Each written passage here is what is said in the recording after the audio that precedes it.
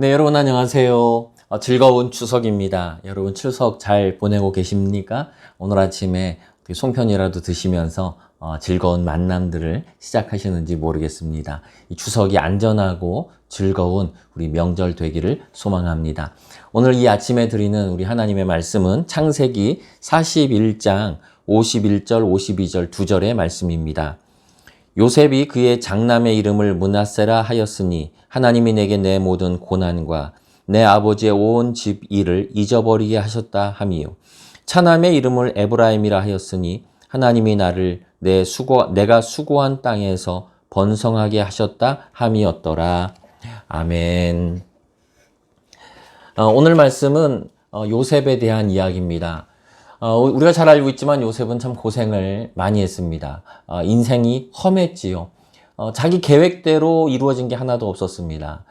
형님들에 의해서 노예로 애굽에 팔려가게 되었고 또 그곳에서 성실하게 일했음에도 불구하고 누명을 쓰고서는 감옥에까지 갇히는 바닥으로 가는 그런 불행한 인생이었습니다. 이거를 불운이라고 말할 수도 있고 또 참 못난 인생이라고 그렇게 말할 수 있는지도 모르겠습니다. 근데 이 모든 일을 겪은 이후에 이제 요셉이 총리가 되지요. 우리가 잘 알고 있지만 총리까지 다시 올라가게 됩니다. 근데 이 모든 일을 겪으면서 이 요셉이 자기의 신앙 고백을 하는 자리가 어디였냐면은 가정이었습니다. 다른 데서 요셉이 자기의 신앙을 고백하거나 하나님이라고 이렇게 말한 적이 거의 없습니다. 근데 이 가정 안에서는요, 정확하게 자기의 마음과 삶과 신앙을 고백을 합니다. 여러분, 가정이라는 거는요, 하나님이 만들어주신 정말 귀한 겁니다. 하나님이 아담과 하와를 짝지어 주셨지요. 다른 것을 중매하신 적 없어요. 근데 하나님이 남자와 여자가 만나도록 하나님이 중매하시고 가정이라는 곳을 만들어 주셨지요. 그래서 그만큼이나 거룩한 곳이 가정입니다. 요셉이 자기 삶을 고백하는 곳, 내 삶을 이렇게 이끌어 주셨구나라고 말할 수 있는 자리가 바로 가정이었습니다. 우리 삶에서도 우리 삶, 내 인격, 그리고 내 신앙, 이것들이 드러나는 자리가 어디겠습니까? 가장 기본적인 것이 바로 가정이지요. 우리 삶에서 이 가정 안에서 정말 우리의 삶, 우리의 인격, 그리고 우리의 신앙이 고백되는 그런 자리가 되면 좋겠습니다. 자, 여기에서 요셉이 무엇을 이야기할까요? 첫 번째는요, 망각입니다. 첫 번째, 자기 아들을 딱 낳았는데 그 자녀의 얼굴을 보는 순간 이렇게 요셉이 이런 고백을 하지요. 51절에 보면은 하나님이 내게 내 모든 고난과 내 아버지의 온 집일을 잊어버리게 하셨다 함이요.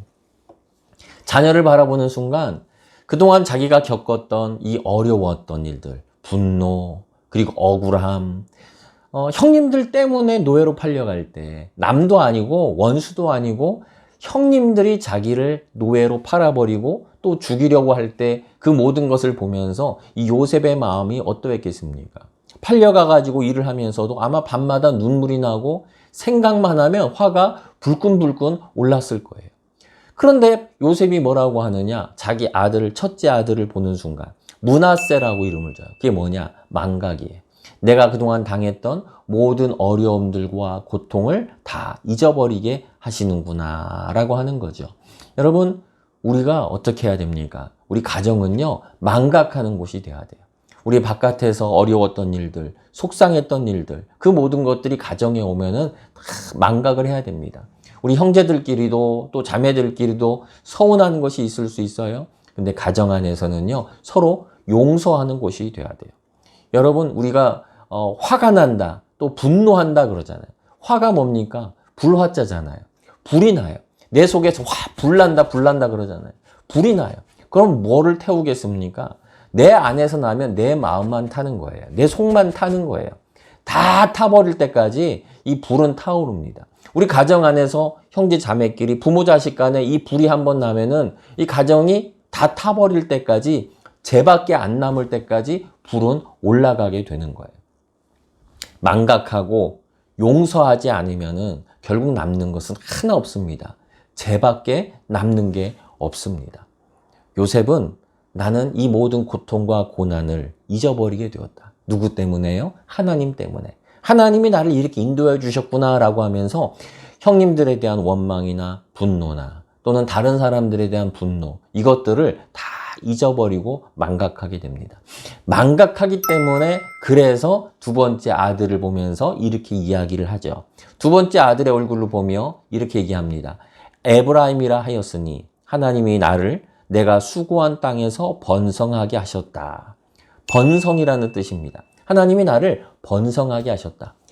망각했기 때문에 번성이 가능한 겁니다. 자녀를 바라보면서 요셉이 고백하는 거예요. 하나님이 나를 여기서 이렇게 번성하게, 성공하게 하셨구나. 여러분, 우리가 잘 될 때는 우리가 뭐라고 합니까? 다 내 공으로 돌리죠. 우리가 회사에서나 뭐 작은 일이 생겨도 잘 되면은 내 공이에요. 내 공을 인정받지 못할 때 막 화가 나고 또 관계 문제가 생겨나게 되지요. 그런데 요셉은 뭐라고 하느냐? 자기가 꿈을 해석하고 그리고 애굽을 살렸던 이 모든 것들을 자기가 했다 그러지 않고 하나님이 나를 여기서 번성하게 하셨다라고 이야기를 해요. 여러분, 우리가 이 어려운 땅, 이 코로나 시대에 참 사업도 힘들고 그리고 가정도 힘들고 그러다 보니까 우리 가정 안에서 또 부모 자식 간에 형제 간에도 자매 간에도 참 어려운 일들이 많이 생겨납니다. 이때 우리가 잊지 말아야 되는 게 뭐냐? 망각하는 거예요. 서로 잊어버려야 됩니다. 서로 아픈 것들, 분노한 것들, 서운한 거 그거 용서하세요.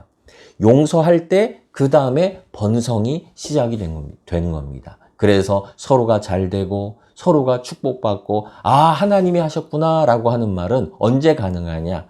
망각하고 그리고 그 다음에 하나님께서 하셨음을 번성하게 되는 것을 우리가 보게 됩니다. 이 추석에 축복합니다. 여러분들 가정에 이런 번성함이 있기를 원합니다. 부모 자녀가 잘 되고 자녀들이 부모의 믿음 안에서 번성하고 그래서 서로를 바라보며 기뻐할 수 있는 이 귀한 추석 되기를 간절히 바랍니다.